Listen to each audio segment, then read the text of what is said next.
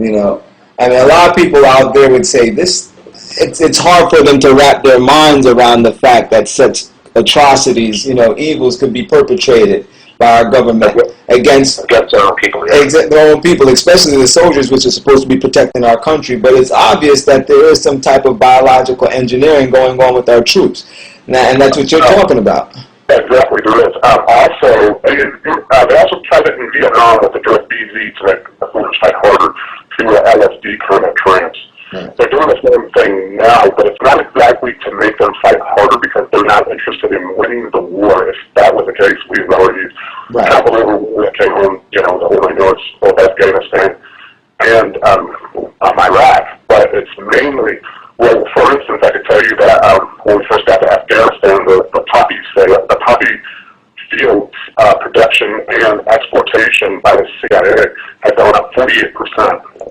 You have to touch on that issue just a little bit more. We can't just skip over that. It kind of goes hand in hand with the drugging of the troops, and also like when we go back to the drugging of personnel. A lot of them the reason why they're being drugged, they're like special forces people. The reason why they're doing things to make them psychotic, to make them come home and do crazy things, is because their main interest is to do away with the Green Berets. There you go. The reason why they want to do away with the Green Berets is because the Green Berets were created, not, I would say wholly created by John F. Kennedy, but it was something that was implemented by him. And he saw a need for them. And also remember, he tried to do away with the federal government, then he got blown away. And then therefore, his element in the military, which is the Green Berets, they wanted them gone. And they're still trying to get them gone because the Green Berets actually have like a silent pact. If the government turned against them, they know exactly what to do. Wow. Yeah. I'm telling you, one of the things that I saw, I'm going to say which airbase, it's a very secure airbase, they had planes that had machines inside of them that basically spray chemicals in our sky. And the official report would be that they're trying to cool down the Earth from the heating of the Earth. But basically, it's basically to make you very ill. Okay. And this I know because I've seen them at the machines themselves. And it's the same, the company that gives them the chemicals is the same company that the Bush family owns and has owned since World War I. And you're speaking of the chemtrails right now.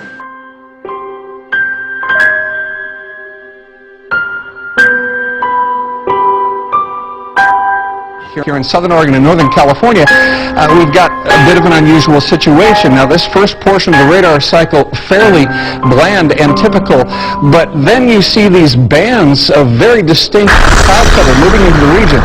That is not rain, that is not snow, believe it or not. Military aircraft flying through the region, dropping chaff. Small bits of aluminum, sometimes it's made of plastic or even metallicized paper products, but it's used as an anti-radar issue, and obviously they're up there practicing. Now, they won't confirm that, but I was in the Marine Corps for many years, and I'll tell you right now, that's what it is.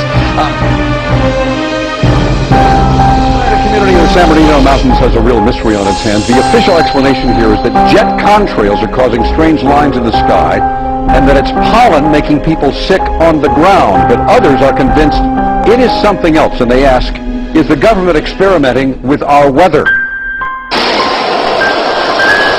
There was a huge dust cloud.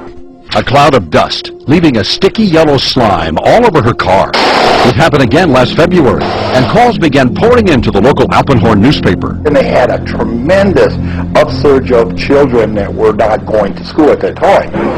Pharmacist Ed Burrows says it is the most mysterious illness he's seen in 22 years on the mountain. A lot of eye infection problems, upper respiratory problems, nosebleeds. The story is not just here in Crestline and the alleged yellow cloud. People say the government is up there in airplanes spraying all kinds of chemicals to change or manipulate the weather, leaving what you see there, and they call that a chemtrail. So when I look up there and I think are contrails, you're telling me are chemtrails? Yes, that a contrail would be dissipated by now. But what is unknown today may be actual fact tomorrow, thanks to a bill soon to be voted on in the U.S. Senate, a Weather Modification Act, calling for research in, quote, attempting to change or control by artificial methods the natural development of atmospheric cloud forms. Doesn't it seem to you that they're going to be doing it in the future for sure? Yes. And if they are, I want to know about it. Chemtrails are even mentioned by name in the initial draft of House Bill 2977 back in 2001 under the Space Preservation Act. But the military denies any such program exists.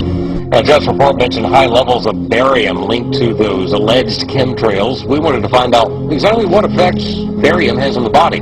We spoke with Mark Ryan, the director of the Poison Control Center. Ryan tells KSLA News 12 that short-term exposure can lead to anything from stomach to chest pains. Long-term exposure causes blood pressure problems. Ryan addressed concerns by chemtrail researchers that barium could be meant to wear down a person's immune system.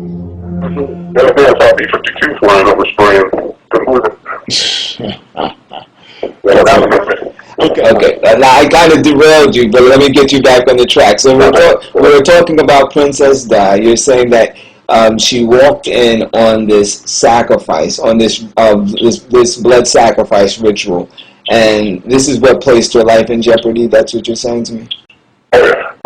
Okay. Because also since she was breaking away from, because see, the mind control has to be implemented all the time, and it has to be done to where people can't tell that the person is under it, because eventually it starts to take its toll, and you can tell that they're under it. You can tell that they're just basically jello. Now, when you talk to them, go ahead. No, go ahead, please finish. Okay, when you talk to a person who's under that kind of mind control, they basically don't have very many responses, and when they do, it's basically of an agreeable nature where you ask them, do you want to go to college? They say yes. Do you want to do this? They say yes. It's basically like that. There's no real thought pattern. Right. And also they're real sluggish. They kind of hunch over when they're walking or talking. I mean, what they're doing. You can really tell after a while. It's really when they're new to it. You can't tell as much. But once it starts wearing off, a lot of things start happening. And one of the things that happened to her when it wore off was paranoia. Right. And that won't happen. It'll be extreme paranoia. With us, when we were overseas, we had the paranoia. We had blackouts. We had seizures. We had vivid nightmares like you won't believe. Now, when you say we, are you insinuating at this time that your unit, all of your unit, or maybe yourself, were a victim of this mind control yourself? Right, because there's a lot of moments that I can actually say that we're kind of blacked out. Not just moments, but even days and weeks. Just blacks. I just can't see what it was, so blacked out. Well, that's very interesting. And that's one of the things that Tiffany or Shun said,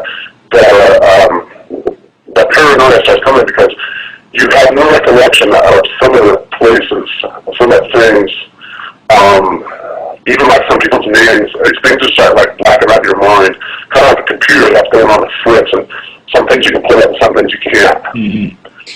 That's how mind control works. And one of the systems that they use heavily right now is actually the Xbox. Oh, the Xbox. You're talking about the gaming console. Yes. Now you have to elaborate on that. You're saying to me right now that the Xbox, the gaming console that's developed by, well, it's Bill Gates' company actually that develops the Xbox. You're saying that this gaming console that little children play, it's used to implement mind control? Yeah, and it was actually designed by one of the elements of the CIA who this is what they do. Kind of like you know how people study advertisement and they go put the shiniest thing in the front, so when you walk in and basically as you keep going through, you're basically overwhelmed. Right.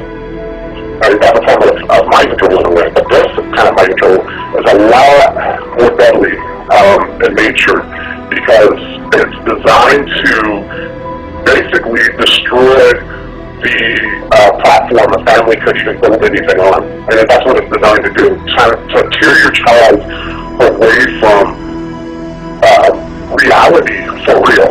Or when you see mind control or anything like that somebody has been torn away from reality, and it becomes very powerful